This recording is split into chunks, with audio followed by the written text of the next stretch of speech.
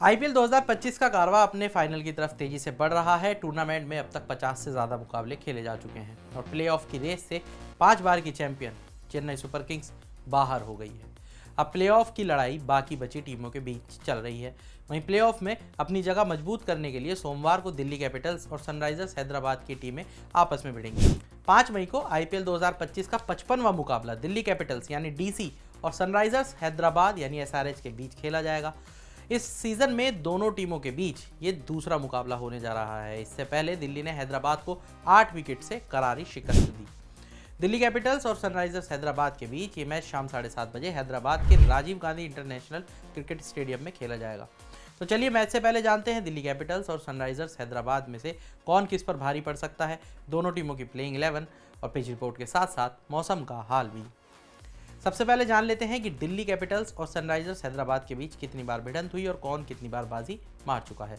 दोनों टीमों के हेड टू हेड आंकड़े की बात करें तो दोनों टीमों के बीच कांटे की टक्कर नजर आती है। हालांकि सीजन के शुरुआत में खेले गए मैच में दिल्ली ने हैदराबाद को मात दी थी।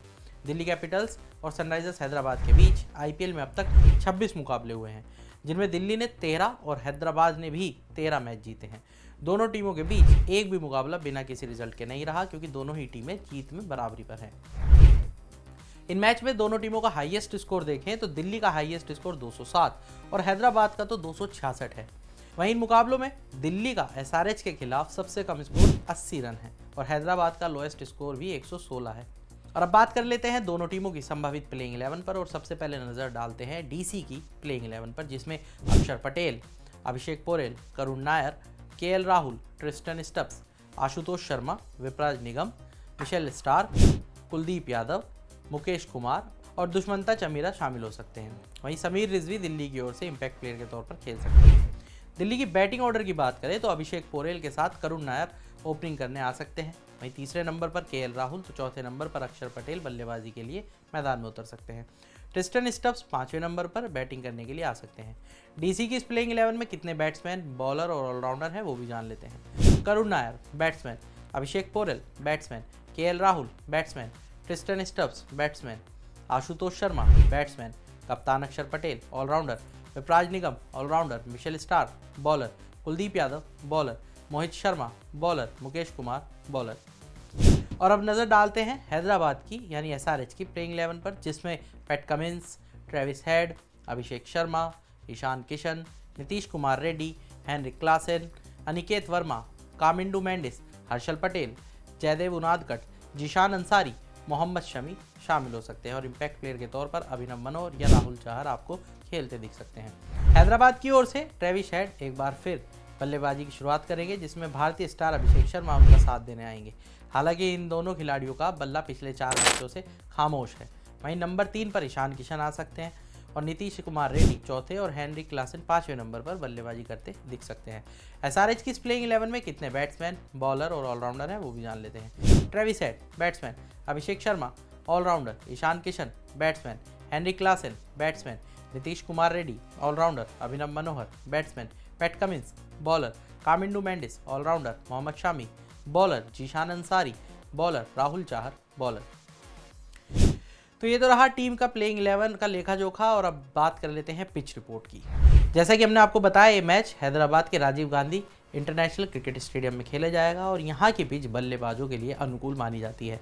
हालांकि जैसे जैसे मैच आगे बढ़ता है स्पिन गेंदबाजों को भी मदद मिलती है। तेज गेंदबाजों के लिए शुरुआती ओवर में कुछ स्विंग मिल सकती है, लेकिन कुल मिलाकर ये पिच बल्लेबाजों के लिए ही फायदेमंद रहती है। आईपीएल के सीजन में यहाँ जमकर रन बरसे हैं।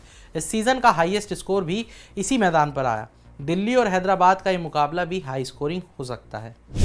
और अब बात कर लेते हैं वेदर रिपोर्ट की। तो मौसम के मिजाज को देखें तो 5 मई को होने वाले आईपीएल के 55वें मुकाबले के दौरान आसमान में बादल छाए रह सकते हैं, लेकिन बारिश पड़ने की आशंका ना के बराबर है। अगर मौसम किसी तरह मुकाबले को खराब करता भी है तो दोनों टीमों को एक एक पॉइंट मिल जाएगा।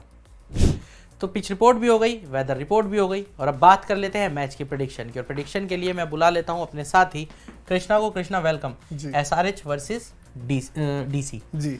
तो इस मैच की प्रेडिक्शन आप बताइए। देखो, इस मैच की प्रेडिक्शन क्लियर है कि आप इस मैच को डीसी आज जीतना ही चाहिए, क्योंकि डीसी को नंबर 5 पे पॉइंट टेबल पे 5 पे है, और अगर मैच नहीं जीते तो वहाँ से पॉइंट टेबल जो नंबर 5 एक रेशियो भी बन रहा है पॉइंट टेबल में, वो उससे भी मुझे लगता है बाहर हो सकती है। लेकिन चांसेस अब बाकी एसआरएच की बात की जाए तो एसआरएच को जितने भी 5 मैचेस हैं 5 के 5 जीतने पड़ेंगे, तब पॉइंट टेबल में प्लेऑफ की रेस में वो आ सकती है। लेकिन ये अब बात कर लेते हैं पिच रिपोर्ट में जिस तरह का आपने बात किया था तो उस पर बॉलिंग ऑर्डर आपने बोला था, लेकिन बैटिंग के लिहाज से देखा जाए ज़्यादा अनुकूल है। लेकिन जब प्लेइंग 11 का कंपैरिजन किया जाता है कि तो यहाँ पर batting order the top order जिस तरह का सनराइज हैदराबाद का फ्लॉप रहा है, इसकी वजह से ही हार का सामना करना पड़ा है। लगातार ईशान किशन 2 मैचेस में चले, दोनों ही मैच जीते हैं। ईशान किशन का फ्लॉप रहना ही सनराइज हैदराबाद के लिए बहुत भारी पड़ गया।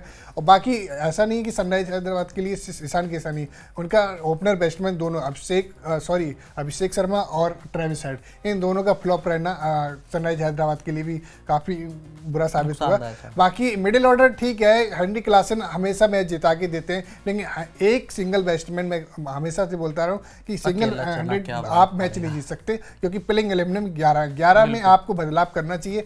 वो आपके पास लिस्ट है, आपके पास स्क्वाड में 11 है, सॉरी प्लेइंग 11 में 11, लेकिन स्क्वाड में आपके पास भरपूर हमारे बैटर भी हैं आपके पास। और आपने राहुल चहर उनको यूज नहीं किया कभी किसी मैच में। स्पिनर के लिहाज से देखा जाए एडम जंपा को बार बार आपने यूज किया, जबकि उनकी इकोनॉमी आपकी बहुत ज़्यादा रहेगी, महंगी साबित हुए हैं। लेकिन आपने राहुल चहर को, जो स्टार बॉलर रह चुके हैं, मुंबई इंडियंस के साथ खेलते थे, लेकिन उनको यूज नहीं किया, ये भी बात की जाए। बाकी बॉलिंग लिहाज से देखा जाए तो Pat Cummins, Mohammed Shami star bowler हैं, इंडिया में अच्छा खेलते भी हैं, लेकिन उनका मुझे लगता है ऑस्ट्रेलियन के साथ अच्छा फॉर्म निकल नहीं रहा है। तो देखा जाए तो उस तरह का वो खामियाजा भी देखने को मिला है। तो इकॉनमी ज़्यादा रही, लेकिन विकेट उन्होंने बहुत कम निकाले, जिसकी वजह से खामियाजा देखने को भी मिला है।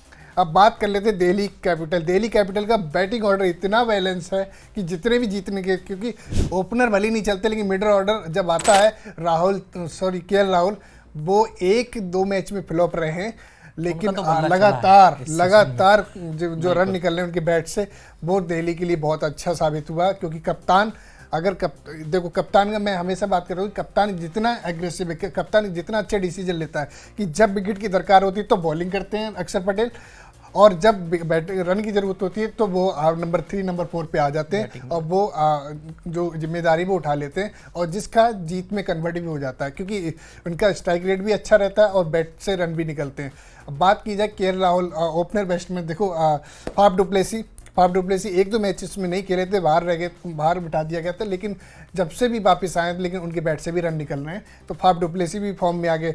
अभिषेक पौरेल, विपराज निगम और संतोष शर्मा, ये सारे स्टार बल्लेबाज हैं। बैटिंग ऑर्डर देखा जाए इतना बैलेंस है कि ये टीम, मतलब पहले से प्रेडिक्शन की कर चुका था मैं कि ये टीम प्लेऑफ की रेस में सबसे ज़्यादा आगे रह सकती, लेकिन हालांकि 1-2 मैचेस हारने की वजह से केएल राहुल भी नहीं थे स्टार्ट में, तो केएल राहुल भी नहीं थे, तो 1-2 मैच हार भी गए थे। तो इस दिल्ली के साथ हमेशा से ऐसा रहता है कि दिल्ली दूसरे के सिनेरियो को बिगाड़ती है और अपना प्लेऑफ की रेस में आगे आ जाती है। तो इस तरीके का अब तक के आंकड़े रहे हैं। तो इस तरह के जब मैंने बैटिंग का जो कंपैरिजन किया है, तो बैटिंग ऑर्डर से दिल्ली बहुत ही ज़्यादा स्ट्रॉन्ग है, तो इसमें जीतने के चांसेस ज़्यादा है। क्योंकि सनराइज हैदराबाद के ओपनर नहीं चलते, तो मिडिल ऑर्डर भी उनका कभी भी बैकअप नहीं देता, और सनराइज हैदराबाद इस तरह की, मतलब ताश के पत्तों की तरह बिखर जाती है, और जिस तरह से हारने का सामना करना है। बॉलिंग ऑर्डर से बिल्कुल भी सपोर्ट नहीं है, क्योंकि इकॉनमी कप्तान सिर्फ अकेला सिंगल हैंडेड में जिता नहीं सकता, बाकी कोई भी ऐसा बॉलर नहीं है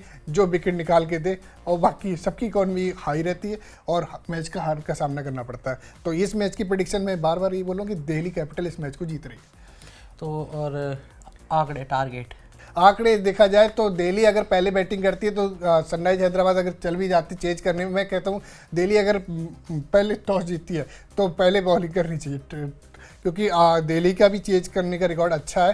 तो अगर सनराइज हैदराबाद इस रेस मैच को जीतने की कोशिश करेगी तो वो बनाएंगे सबसे 190 तो अराउंड बना लेंगे, क्योंकि टॉप ऑर्डर चल गया तो वही 300 भी बन जाते हैं उनके। लेकिन मैं प्रिडिक्शन करूँगा कि टॉप ऑर्डर फ्लॉप है तो 190 उनका हाईएस्ट हो सकता है। और बाकी दिल्ली अगर पहले बैटिंग करती है तो वो 220 के अराउंड टारगेट देगी, क्योंकि 210 के 220 के तो अराउंड शायद मुझे लगता है हैदराबाद के लिए मुश्किल भी हो जाएगा। जी मुश्किल भी हो अगर जाए, नहीं क्योंकि चल वो रहा है चेंज करने में उनका रिकॉर्ड बहुत खराब, क्योंकि लास्ट में ओपनर चलते नहीं है और मिडिल ऑर्डर वो फिर वैसे ही ढह जी जाता है। हेनरी क्लासन के कंधों पे जिम्मेदारी आ जाती है और वो कितना भी इकोनॉमी देख के जी मारे, लेकिन वो उस तरह का रन चेंज नहीं कर पाते। तो इस तरह के आंकड़े हैं। बाकी आप अभी बता सकते हैं कमेंट्स में, हमारे आंकड़े और लमसम जितने भी हमने बताए टारगेट वो अराउंड उतने ही हुए हैं, और प्रिडिक्शन भी हमारी लास्ट 7-8 मैचेस हो गए जिसमें प्रिडिक्शन एक्यूरेट ही ठीक बैठ रही है कि कौन सी टीम अब हारे। अब अगला नंबर इस मैच के बाद जब मैं कह रहा हूँ कि जीत के 5 मैच हैं सनराइज हैदराबाद के, 5 जीते तो प्ले ऑफ की रेस में हैं बरकरार, नहीं तो वो हार जाए। अगर ये मैच हार गए तो सनराइज हैदराबाद का नंबर है तीसरा टीम होगा जो प्ले ऑफ की रेस से बाहर हो जाएगा। तो इस मैच में अगर वो हार गए, मैं तो कह रहा हूँ हार ही है, क्योंकि मेरी प्रिडिक्शन है कि इस मैच को हार जाएंगे वो और प्ले ऑफ की रेस से बाहर हो जाएंगे। तो कृष्णा ने बताया कि एसआरएच ये मैच हार दिए तो प्लेऑफ से उसका एग्जिट, और उन्होंने साथ ही साथ जीत का प्रेडिक्शन भी दिया और टारगेट भी बताया। तो आप भी कमेंट करके हमें कमेंट बॉक्स में ये ज़रूर बताइए कि आपके हिसाब से कौन सी टीम जीत सकती है या कितना टारगेट इस मैच में देखने को मिल सकता है।